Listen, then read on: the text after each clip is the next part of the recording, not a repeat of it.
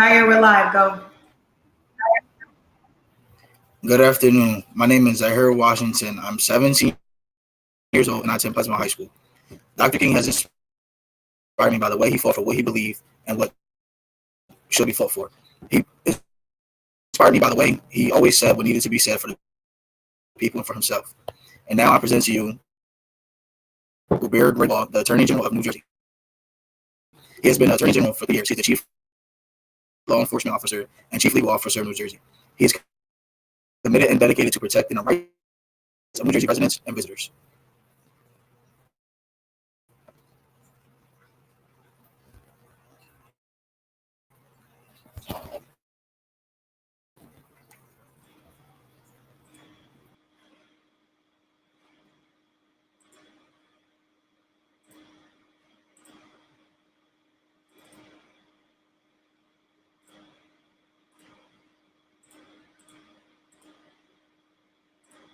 Good afternoon.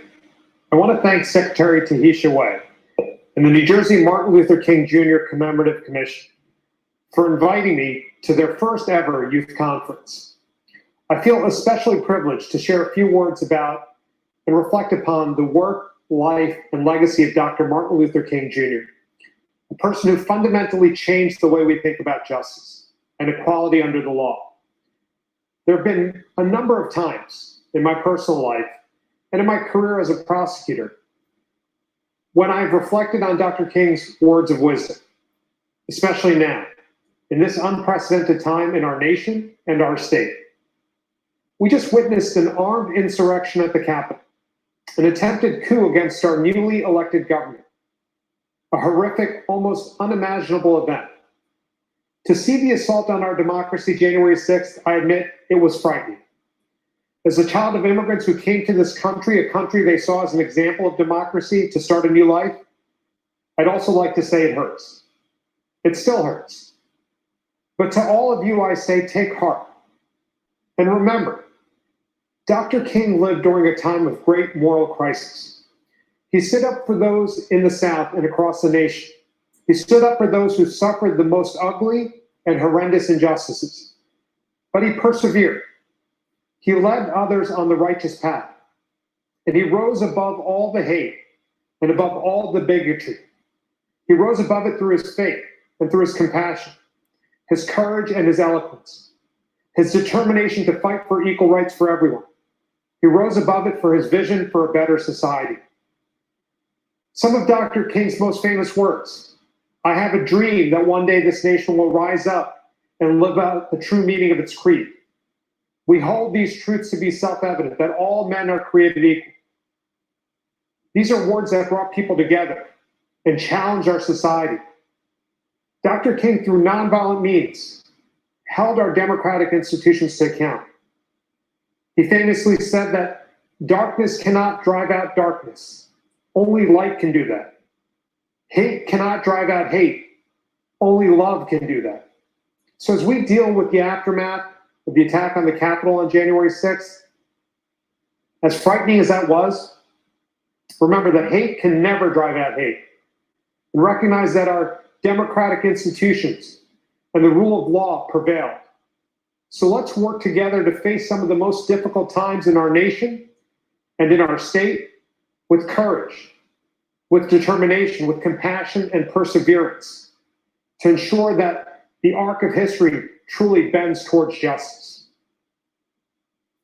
As we begin 2021, we continue to live at the intersection of two pandemics. On the one hand, we're battling the COVID-19 pandemic, and on the other, we're wrestling with the national pandemic of systemic racism, one that has been plaguing us for centuries. From slavery to Jim Crow, to the war on drugs and mass incarceration, to the killings of George Floyd and Breonna Taylor, and countless others. As the state's chief law enforcement officer, I find myself surrounded by many burning issues and questions. Dr. King once said, "The ultimate measure of a man is not where he stands in moments of comfort and convenience, but where he stands at times of challenge and controversy." At the crossroads of these two pandemics, this is our moment.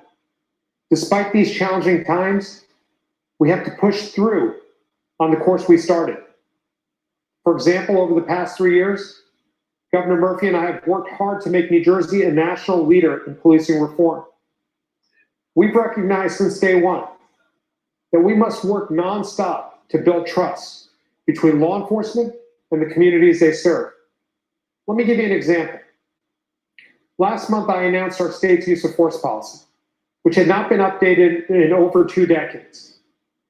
Our new policy rethinks how the police and public interact, and its abiding principle is the sanctity of human life.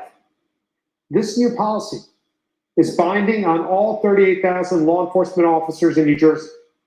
It was developed with extensive input from law enforcement, from faith-based leaders, from civil rights groups and advocates, and the public. We held community listening sessions in all 21 New Jersey counties. We also received more than 1,000 public comments. And at the end of the day, we developed a policy that requires officers to make every effort to protect and to preserve human life, and to protect the safety of all persons, to never deploy force in a discriminatory manner.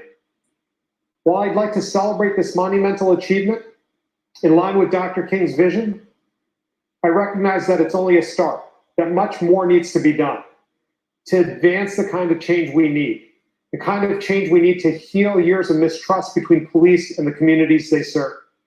To truly do this, we'll need you, our youth, to help bridge divides. With your assistance, we can do more to foster connections. We can do more to form relationships and build understanding. And together, we can build those bridges. And each one of us can do our part, no matter how small it might be. There's a wonderful book you may have heard of. It's called Freedom's Choice. Young civil rights activists tell their own stories. It highlights how much children and teenagers who stood up for civil rights in Dr. King's time, the 1950s and 60s, did to make real change happen. Now, you're taking part in today's event, which shows to me that you want to make a difference. And so as Attorney General, I'd like to help you do that, like the youth did during Dr. King's lifetime. Here's how you can make a difference.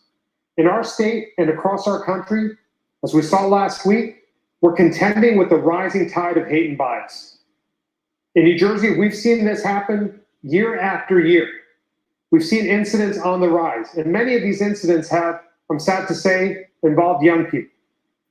To counteract this rising tide of hate and intolerance, in addition to our law enforcement efforts, in 2019, Governor Murphy created the Youth Bias Task Force, a task force to address the systemic racism and other societal factors that lead young people to act on those learned beliefs. So if you want to lead change, and if you want to stand up to hate in your school, in your communities, and in this state, you can take part in our Youth Bias Task Force student competition. It's underway right now. As part of our campaign to stop the hate, you and your friends and your schoolmates can submit a slogan or a hashtag, your own artwork or a video you create to encourage and to inspire others, to raise awareness of what needs to be done, to counter all forms of bias, to heal divisions, and to foster understanding. You can be part of the solution, a bridge builder, because working together is how we'll make a lasting difference. So go to www.njcivilrights.gov to participate.